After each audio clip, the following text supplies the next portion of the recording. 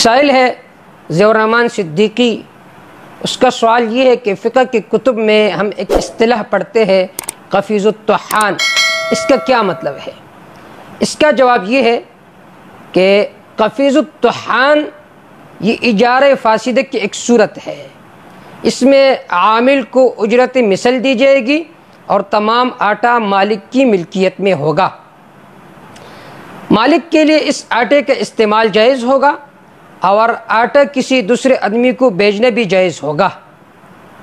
اس لیے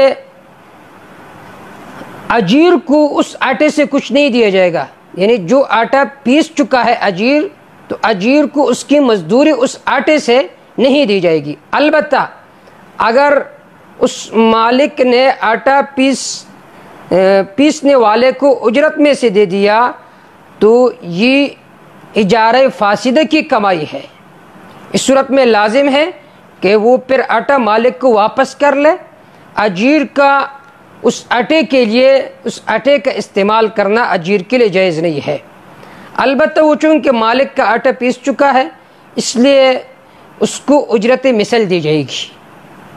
اب اس کی جواز کی دو صورتیں ہیں۔ ایک صورت یہ ہے کہ معاملہ کرتے وقت مطلقاً یوں کہے اجرت میں تمہیں 1 کلو آٹا دوں گا، یوں نہ کہے کہ اس آٹے میں سے دوں گا جو تم پیسو گے، یہ نہ کہے، بلکہ مطلقاً کہے کہ اجرت میں تمہیں 1 کلو آٹا دوں گا، تو یہ صورت بھی جائز ہے۔ پھر اگر وہ اس کو وہی آٹا دے۔ دوسری صورت یہ ہے کہ آٹا پیسنے سے پہلے کچھ مقدار گندم وغیرہ علیحدہ کر کے اور اس اجیر سے کہے کہ یہ تمہاری اجرت ہے، پھر آگے جب اجیر کام کر لے اس کے بعد اگر وہ اس آٹے کو پیس کر لے کر جائے پھر بھی جائز ہے، اگر اسی گندم کو لے کر جائے پھر بھی جائز ہے۔